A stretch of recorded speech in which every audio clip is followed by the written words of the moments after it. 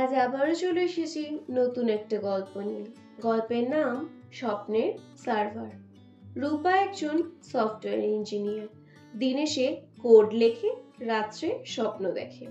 কিন্তু একদিন থেকেই তার স্বপ্নগুলো অদ্ভুতভাবে বাস্তবায়িত হতে শুরু করলো। প্রথমে সে দেখেছিল সে একটা পুরনো ল্যাপটপ পেয়েছে এবং সেই ল্যাপটপটা অটোমেটিক্যালি চালু হয়ে গেছে। পরের দিন সকালে যখন সে অফিস গেল, দেখলো যে কারোর একটা ডেস্কে এরকমই একটা অচল ধুলোমাখা ল্যাপটপ পড়ে আছে।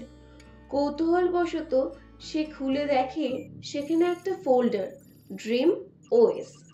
ফোল্ডার খুলতেই স্ক্রিনে একটা লাইন ভেসে উঠল, Welcome, Rupa. You are now inside your own dream. রূপা ভয় পেয়েও থামলো না। সে কোডে ঢুকে দেখলো প্রত্যেক মানুষের স্বপ্ন আলাদা সার্ভারে সেভ করা। কেউ ঘুমালে সেই সার্ভার চালু হয়, কেউ মারা গেলে সার্ভার চিরতরে বন্ধ হয়ে যায়। রূপা বুঝলো এই প্রোগ্রাম কেউ তৈরি করেছে, যিনি স্বপ্নকে বাস্তবের সঙ্গে যুক্ত করতে চেয়েছিলেন। রূপা বেশ কিছুক্ষণ খোঁজাখুঁজির পর একটা ডিরেক্টরি পেল, আনসেন্ট ড্রিমস, যেখানে মৃত মানুষদের অসম্পূর্ণ স্বপ্নগুলো জমা রয়েছে। রূপা সিদ্ধান্ত নিল সেগুলো পূর্ণ করবে। এক রাতে সে প্রোগ্রাম চালিয়ে দিল।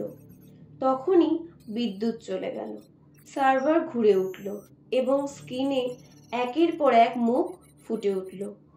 অচেনা মানুষ, তাদের স্বপ্ন, তাদের অসম্পূর্ণ ইচ্ছে।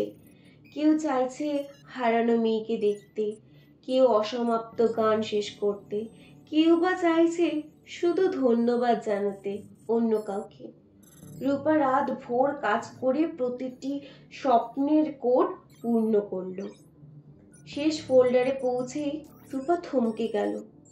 সেখানে লেখা রূপা আন্ডারস্কোর 2045।